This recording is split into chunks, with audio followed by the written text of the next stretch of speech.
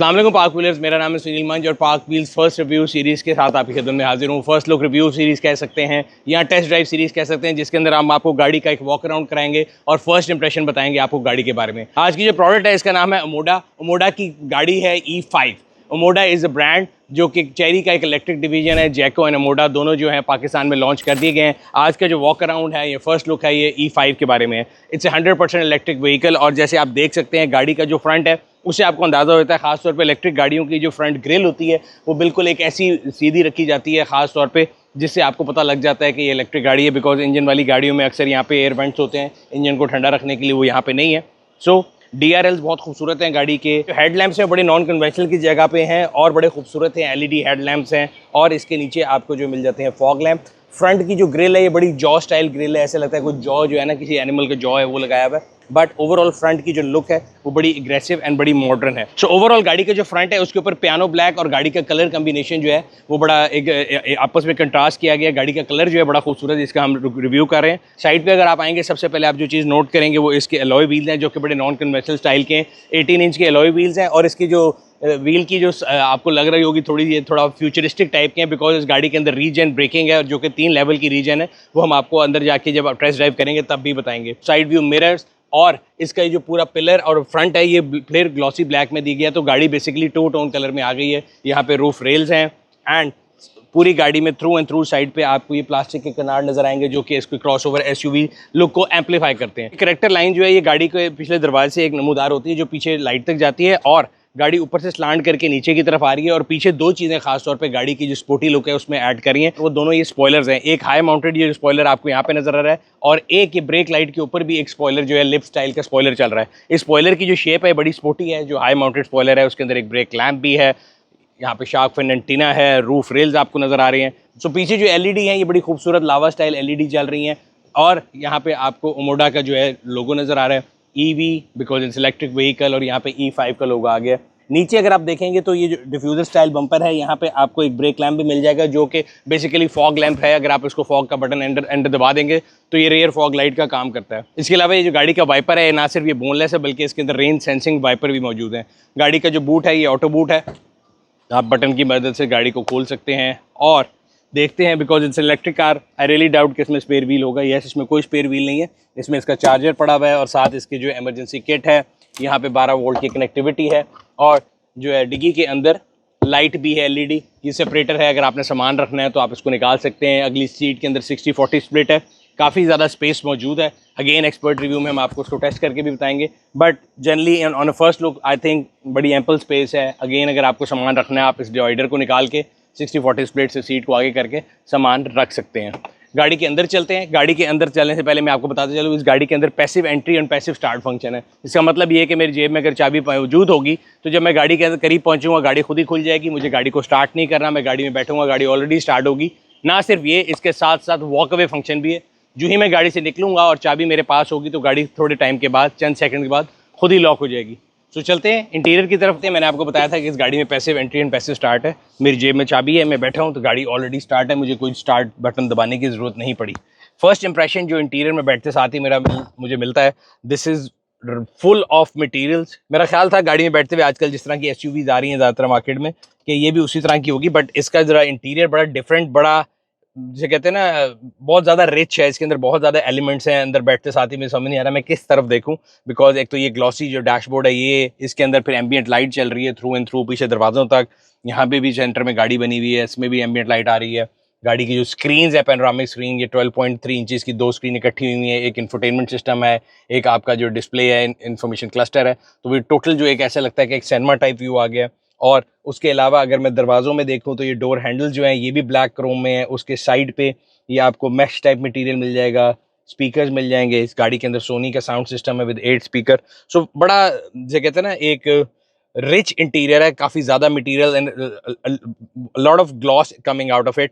खासतौर पर ये ब्लैक क्रोम का भी और ये जो वुडन फिनिश दी है इसके अंदर भी, और दरवाज़ों में भी काफ़ी ज़्यादा। डैशबोर्ड में या दरवाज़ों में आप देखें तो आपको स्टिचिंग टाइप नज़र आएगी जो उसको एक थोड़ा मेलो डाउन कर रहा है क्योंकि पहले बहुत ज़्यादा ब्लिंक ब्लिंक सी फील एक आ रही थी। ये पूरे डैशबोर्ड में चल रही है स्टिचिंग और ऊपर जो है ये सॉफ्ट डैशबोर्ड हार्ड प्लास्टिक है, नीचे यहाँ पे सॉफ्ट और लेदर का इस्तेमाल किया गया है और नीचे फिर प्लास्टिक है। यहाँ पे कोई हार्ड बटन मौजूद नहीं है पूरे डैशबोर्ड पे। लेकिन अगर आप यहाँ पे नीचे आते हैं, सो ये वायरलेस चार्जर है 50 वॉट का।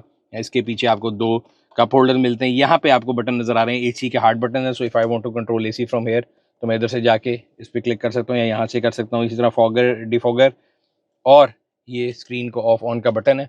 और एक बटन है मोड का। इस गाड़ी के अंदर 3 मोड्स हैं basically, eco, normal and sports. So आप जो मोड करते जाते हैं वो बताती भी जाती है साथ साथ, इको, नॉर्मल, स्पोर्ट्स। तो 3 मोड आ गए इस गाड़ी के अंदर, वो भी चला के देख लेंगे। सीट जो है गाड़ी की, ड्राइविंग सीट की अगर मैं बात करूँ, जैसे 6 वे ऑटो, पैसेंजर सीट जो है 4 वे ऑटो है, दोनों वेंटिलेटेड सीट हैं।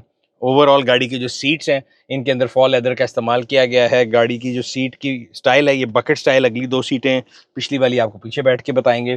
फिलहाल अभी ये कॉकपिट का व्यू मैं आपको देख लूँ, जो स्टीयरिंग व्हील के ऊपर बड़े स्टाइलिश है जो है बटन है, ये डी शेप्ड स्टीयरिंग व्हील है।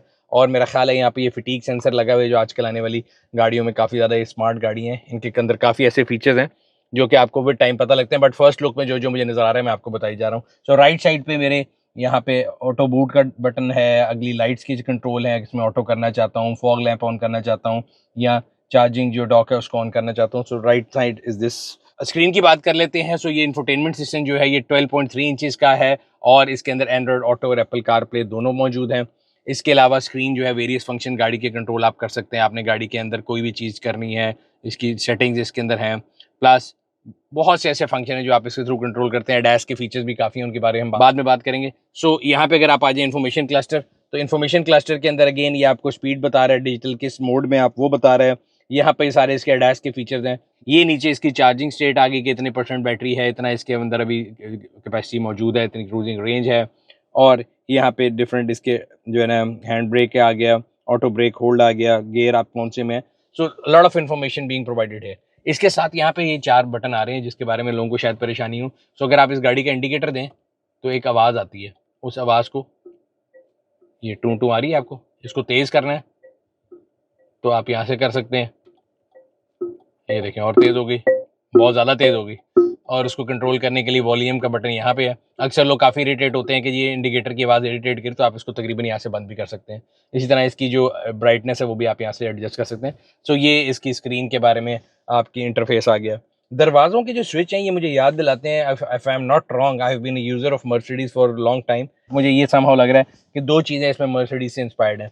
एक इसका ये जो दरवाज़ा खोलने वाली जगह है, यहाँ पे आपको ये फिश स्केल स्टाइल फिनिश मिलेगी, और एक ख़ास तौर पे जो स्पीकर हैं जो सोनी के इनमें, और ये जो आपके स्विचेज़ हैं ये मुझे लगता है कि कहीं से इंस्पायर्ड है। बाकी दरवाज़ा जो है अगेन उसकी शेप जो है वो यहाँ से अगर आप देखें तो बड़ी बल्ज आउट की हुई है दोनों साइड पे, और आपको ऐसे लगता है कि आप किसी वेवी स्ट्रक्चर के अंदर से जा रहे हैं। दरवाजे के ऊपर भी आपको ये टेक्सचर नज़र आएगा। इधर सेंटर कंसोल में भी वुडन फिनिश है। अगर आप इसको बंद कर लें तो आपको वुडन फिनिश जो यहाँ पे नज़र आ रही है ग्लॉसी वुड, वो सेंटर कंसोल में भी वॉक कर रहा है। यहाँ पे जो है काफ़ी ज़्यादा स्पेस मौजूद है और इसके अंदर ठंडी हवा भी क्रॉस कर रही है, बिकॉज एसी के वेंट्स जो है यहाँ पीछे भी हैं। और अगर हम एसी की बात करें तो ये देख लेते हैं, इसके अंदर मेरा ख्याल है 2 जोन क्लाइमेट कंट्रोल है, वो भी अभी चेक कर लेते हैं। So what we do is हम यहाँ से जाते हैं, हाँ जी ये देखें। सो पैसेंजर और ड्राइवर दोनों अपनी मर्जी का टेम्परेचर सेट कर सकते हैं। अगर आपने इसको सिंक करना है आप सिंक कर लें, दोनों एक ही टेम्परेचर पे आ जाएंगे अगर आप सिंक का बटन दबाएंगे। एक और चीज़ जो मैं गाड़ी में जब बैठने लगा था तो मुझे जब मैंने पहला इंप्रेशन देखा गाड़ी का, बिकॉज इसकी रूफ इनफैक्ट पिलर से ऊपर ही ब्लैक है, तो आई थॉट कि इसके अंदर पैनोरामिक सनरूफ है, बट टू माई सरप्राइज ये पैनोरामिक नहीं, नॉर्मल सनरूफ है। साइज़ इसका अच्छा बड़ा है लेकिन it's a normal sunroof, not a panoramic sunroof. बेशक इसकी जो पूरी छत है वो ग्लॉसी ब्लैक के अंदर है, बट इसके अंदर सनरूफ है, पैनोरामिक सनरूफ नहीं है। ओवरऑल अगर कैबिन के साइज़ की बात करें, मुझे जो पहली फील आ रही है अगेन इसकी जो साइज़ होगा MGHS और उसके करीब करीब ही होगा, बिकॉज अगर मैं आगे बैठूं तो मुझे बिल्कुल कोई मतलब अगली सीट में तो बहुत कंफर्टेबल हूँ, पीछे भी आपको बैठ के बता दूँ। बट मेरी एक फीलिंग है कि इसका कैबिन का जो साइज़ है, अगर अक्सर लोगों का सवाल होता है कि गाड़ी किस साइज़ की है, मेरा ख्याल है MGHS के साइज़ की होगी। और दल के पीछे देखते हैं, आपको बताते हैं।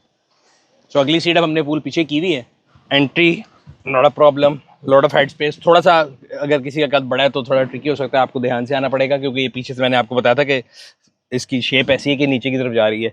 अच्छा जी, पिछली सीट में अगर अगली सीट फुल पीछे की है तो थोड़ा ट्रिकी हो सकती है सूरत हाल, लेकिन अगर मैं उसको बदतमीजी वाला पीछे ना करूँ और नॉर्मल करूँ so then it's very comfortable. But अगर आगे भी 6 फुट 2 इंच 3 इंच का बंदा और पीछे भी, तो फिर मसला हो सकता है। बट नॉर्मल साइज़ के जो फैमिली के लोग होते हैं उनके लिए बिल्कुल ठीक है।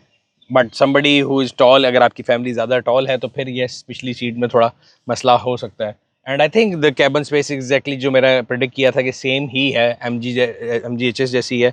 पिछली सीट के ऊपर अगर हम बात करें, कुशनिंग भी ठीक है, और दरवाज़ा पिछले में भी मैंने आपको इस तरह बताया था कि अगले दरवाजे में ये ब्लैक क्रोम जा रहा है सारा, उसके पीछे ग्लॉसी वुड है, ये स्पीकर्स आ गए, and again that wave type जो है फीलिंग यहाँ पे भी है। यहाँ पे आर्मरेस्ट आ गया, इसके अंदर भी कप होल्डर है, USB कनेक्टिविटी आ गई, और ये इसी के जो है वो आपके वेंट्स आ गए। बाकी पूरी गाड़ी के अंदर अगर हम इंटीरियर मटेरियल्स की बात करें तो बिल्कुल बेहतरीन लगे। ये चाइल्ड आइसोफिक्स सेफ्टी एंकर्स हैं, और यहाँ पे रियर लाइट्स आ गई, LED लाइट्स हैं, और ये जो फ्रंट बकेट स्टाइल सीट है इनके अंदर भी ये क्रोम बेजल्स जो है ना, ये ब्लैक क्रोम बेजल्स, ये बड़ी एक जो है ना एक प्रीमियम फील देते हैं। But at the same time ये जो इम्तजाज है, यहाँ पे भी अगर वो बेजल लग जाता तो ये इसको भी 4 चांद लग देते। अभी ये थोड़ा मिसमैच लग रहा है बीच में। चलते हैं अब गाड़ी आपको चला के चेक करके इसका फर्स्ट इंप्रेशन बताते हैं, और इसके परफॉर्मेंस फिगर्स के बारे में भी डिस्कशन करते हैं। सो ड्राइव पे जाने से पहले मैं ये यहाँ पे भी बता दूं कि यहाँ पे TPMS जो है आपको वो भी नज़र आ जाएगा, ट्रिप की एवरेज भी मिल जाएगी। तो डिफरेंट ऑप्शन यहाँ पे आप नेविगेट कर सकते हैं, ना सिर्फ टायरों का प्रेशर बल्कि टेम्परेचर भी बता रहा है। स्क्रीन की अगर नेविगेशन की बात कर लें तो इसको भी चला के देख लेते हैं। मुझे लगता है कि इसके ग्राफिक को थोड़ा बेहतर किया जा सकता है। अगेन मेरी ख्वाहिशें ख़त्म नहीं होती, लेकिन मैं आपको फिर भी अपना एक आइडिया देता रहता हूँ कि मुझे क्या लग रहा है चीज़ों के बारे में। अच्छा जी, अगर हम इसको यहाँ पे होम पे चले जाते हैं, स्पीड इसकी चेक कर लें, स्पीड तो ठीक लग रही है, और इसके अंदर डिफरेंट ऑप्शन आप देख सकते हैं। व्हीकल सेटिंग में चले जाते हैं, मेरा ख्याल है इसके अंदर काफ़ी ऐसी चीज़ें होंगी जो कि हमें जानने की ज़रूरत है। यहाँ पे इको नॉर्मल स्पोर्ट मोड आ गया, लॉक अनलॉक के बटन आ गए, ड्राइविंग असिस्टेंस में अगर हम चले जाएँ तो इसके एडैश के सारे फीचर आ जाएंगे, तो भी बात कर ही लेते हैं। सो इसमें अडेप्टिव क्रूज कंट्रोल आ गया, व्हीकल डिपार्ट वार्निंग आ गई, ओवर स्पीड वार्निंग आ गई, इंटेलिजेंट हाई बीम है, गाड़ी की लाइट जो है वो सामने वाली आई ट्रैफिक जो है ना उसके अंदर अगर कोई आ रहा है तो आहिस्ता हो जाएंगी, नहीं आ रहा तो तेज़ हो जाएंगी। इंटेलिजेंट अवॉइडेंस असिस्टेंस है, ये इसको इस्तेमाल करके देखेंगे। फ्रंट कोलिजन वार्निंग है, ऑटोमेटिक इमरजेंसी ब्रेकिंग आ गया, लेन डिपार्ट वार्निंग, लेन डिपार्टर इंटरवेंशन भी है, अगर आप डिपार्ट करें तो ये वाइब्रेशन करेगा। इमरजेंसी लेन की passage, door opening warning, blind spot monitor, rear collision warning, driver detection alarm, ये जो मैंने आपको बताया था कि फिटीग सेंसर है, rear cross traffic alert, brake fail link to drive mode, काफ़ी ज़्यादा डैश के फीचर्स हैं, और इन सबको तो जब गाड़ी का हम एक्सपर्ट रिव्यू करेंगे तभी इवैल्यूएट करेंगे। अभी एक फ़र्स्ट ड्राइव कर लेते हैं। अच्छा जी, राइट साइड पे आपका गियर लीवर है, लेफ्ट पे काफ़ी ज़्यादा इसके अंदर rain sensing wiper front back दोनों हैं, उनकी सेटिंग्स हैं। सो मोडा E5 जो है बेसिकली इसका जो बैटरी पैक है ये 61 किलोवाट आवर का बैटरी पैक है, और लिथियम आयन फॉस्फेट बैटरी है। और इस बैटरी की मदद से इस गाड़ी की जो क्रूजिंग रेंज क्लेम की जाती है, जो कि NEDC स्टैंडर्ड के ऊपर है, वो 505 किलोमीटर है। मैं बार बार आप लोगों को बताता हूँ, हर इलेक्ट्रिक गाड़ी के रिव्यू में बताता हूँ, और हैमर इन करता रहूँगा जब तक सबको याद ना हो जाए कि ये जो जिस तरह हम पहले पुरानी गैसोलीन गाड़ियाँ या आइस इंजन थे उस पर हम बताते थे तो कंपनियाँ आपको किलोमीटर पर लीटर बताती थी, कोई माइल्स पर गैलन बताता था, तो डिफरेंट स्टैंडर्ड ऑफ कोटिंग जो है ना एफिशिएंसी थे। इसी तरह एनर्जी में भी इलेक्ट्रिक गाड़ियों में भी डिफरेंट स्टैंडर्ड्स हैं। सो NEDC सबसे लीनियंट स्टैंडर्ड है, जो सबसे ज़्यादा बेसिकली बताता है आपको माइलेज, इसलिए कंपनी ज़्यादातर NEDC स्टैंडर्ड बताती हैं। बट उसके अलावा WLTP है, फिर EPA है, डिफरेंट है, बल्कि CLTC भी है, वो इससे भी लीनियंट होता है NEDC। तो अगर ये 505 NEDC पे है तो कन्वर्टर आप गूगल पे जाके देख सकते हैं, मिलता है, आप उसमें डाल के देखते हैं। आई थिंक लगभग 400 किलोमीटर के करीब इसकी जो रेंज होगी वो EPA के ऊपर आएगी, which is more close to reality I think. तो मैं आपको इसलिए बता रहा हूँ कि ये इसकी क्रूजिंग एवरेज आएगी। बाकी it's an electric car, front wheel drive है, और इसकी जो परफॉर्मेंस की फिगर्स की एक बात करें तो इस गाड़ी के अंदर जो हॉर्स पावर है वो 204 है, और it produces 340 newton metre of torque, और उसकी मदद से अगर हम देखें तो इसका 0 to 100 जो है वो 7.6 सेकेंड है। एंड इलेक्ट्रिक गाड़ियाँ मैंने आपको बताया बहुत तेज़ होती हैं, तो हम इसको चेक भी कर सकते हैं। अभी नॉर्मल मोड पे हैं, स्पोर्ट्स मोड पे लेके जाते हैं। स्पोर्ट्स मोड पे जाते ही ये खातून जो है इन्होंने भी बताया स्पोर्ट्स मोड यहाँ पे भी रेड हो गया है, और हम इसको एक दफ़ा उठाते हैं तो व्हील स्पिन इसने एक दफ़ा दिया है, और एकदम एडैस के फीचर सारे एक्टिव हो गए। सो ये आपको लेन दिखा रहा है, लेफ्ट पे मोटरसाइकिल जा रहा है वो दिखा रहा है, आगे जीप जा रही है वो दिखा रही है। सो यहाँ पे आपको जो रडार है वो समझ लें कि पूरा डिस्प्ले दे रहा है कि जिस सड़क पे आप जा रहे हैं। अच्छा, वो कह रही है you have been distracted for long time, उसने देखा कि मेरी आंखें जो हैं वो रोड के ऊपर नहीं है, तो ये सेंसर जो है फटीग सेंसर, ये फटीग से ज़्यादा मॉनिटर का काम भी कर रहा है कि आप क्या कर रहे हैं क्या नहीं। AC की मुझे हवा जो है वो लग रहा है कि थोड़ा स्लो सी है, तो यहाँ पे हार्ड बटन देख लेते हैं। हार्ड बटन दबाएंगे तो यहाँ पे स्क्रीन आ जाएगी, AC ऑन है कि ऑफ है ये नहीं लिखा रहा, ऑन ऑफ क्या है, ब्लू का मतलब ऑन ही होगा आई सपोज। बाकी फ़ोन हमने अपना वायरलेस चार्जर पे लगा दिया है, 50 वॉट का वायरलेस चार्जर है। यहाँ पे ये जो खाना है इसकी समझ नहीं, ये एक एक्स्ट्रा है क्योंकि यहाँ पे कप होल्डर आ गया, यहाँ पे फ़ोन आ गया, यहाँ पे स्टोरेज आ गई, ये खाना थोड़ा एक्स्ट्रा है। सस्पेंशन की अगर बात करें तो नॉर्मल सड़क पे तो बिल्कुल ठीक है, लेकिन जहाँ खड्डे शड्डे आते हैं वहाँ पे थोड़ी सी आवाज़ आती है, देखें ओह ये आई आवाज़। बाकी नॉर्मल सड़क पे बिल्कुल स्मूथ है, लेकिन it's not a proper off road vehicle, it's an SUV, cross over SUV आप कह सकते हैं। तो इसलिए उस लिहाज से जो आप एक्सपेक्ट करते हैं कि इंसान के अगर आपको अर्बन रोड में चलानी है जहाँ पे थोड़े बहुत खड्डे वहाँ तो ठीक है, but yet it's not build for an off roading mission I think. और ये अक्सर लोगों का सवाल होता है। प्लस इलेक्ट्रिक गाड़ियाँ, मैं आपको बार बार बताता हूँ कि इलेक्ट्रिक गाड़ियाँ या हाइब्रिड गाड़ियाँ they are urban mobility vehicle. ये एक लाइफस्टाइल चेंज है।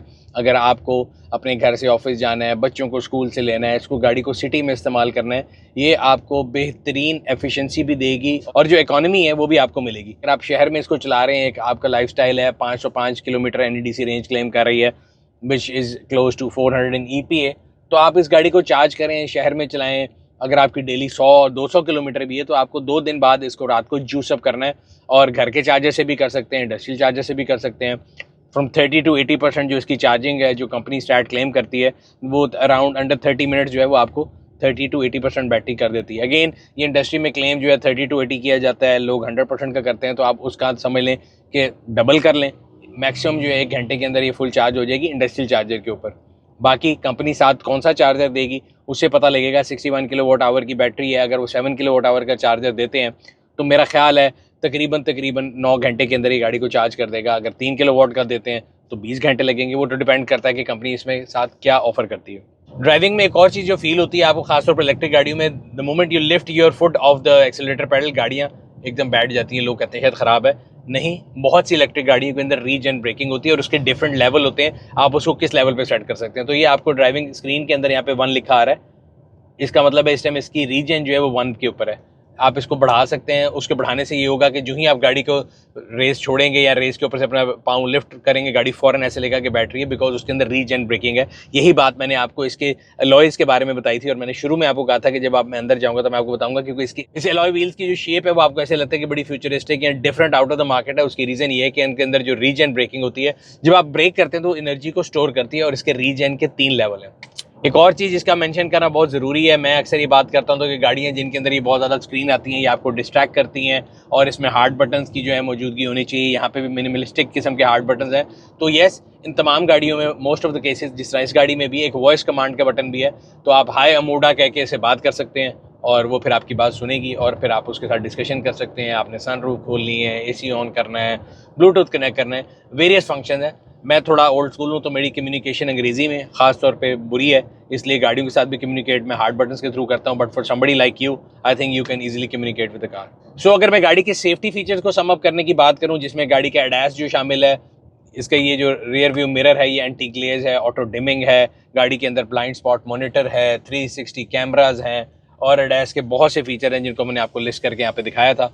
इसके अलावा इसके जो साइड व्यू मिरर्स हैं वो हीटेड भी हैं। गाड़ी के अंदर अगर मैं एयर बैग्स की बात करूँ तो उसके अंदर 6 एयर बैग्स हैं, चाइल्ड आइसोफिक्स सेफ्टी एंकर्स हैं। सो ये तमाम वो इसके जो सेफ्टी जो है प्रोटोकॉल जो मैंने आपको बताया कि सेफ्टी के अंदर कौन कौन से ऑप्शन मौजूद है। ओवरऑल जो फर्स्ट इंप्रेशन है इस गाड़ी का, again like other electric cars, this is very quiet. Cabin insulation है वो भी बहुत अच्छी है, बाहर का कोई शोर नहीं आ रहा।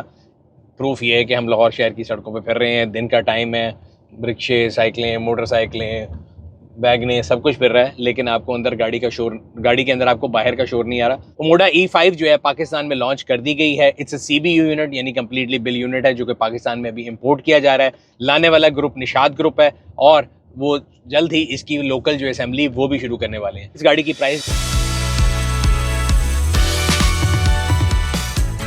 ये था आज का फर्स्ट लुक रिव्यू, जिसमें हमने आपको बताया कि गाड़ी के अंदर क्या क्या ऑप्शन मौजूद हैं, मेरा इसकी फर्स्ट ड्राइव का इंप्रेशन कैसा है। इंशाल्लाह आप लोगों से अगली वीडियो में फिर मुलाकात होगी। अगर अभी तक आप लोगों ने हमारे यूट्यूब चैनल को सब्सक्राइब नहीं किया हुआ, सब्सक्राइब कर लें, बेल आइकॉन पर क्लिक कर लें ताकि आपको तमाम आने वाली वीडियो के बारे में नोटिफिकेशन मिलता रहे। आपसे अगली वीडियो में फिर मुलाकात होगी, तब तक अपना और अपने गिरदमा का ख्याल रखिएगा। शुक्रिया।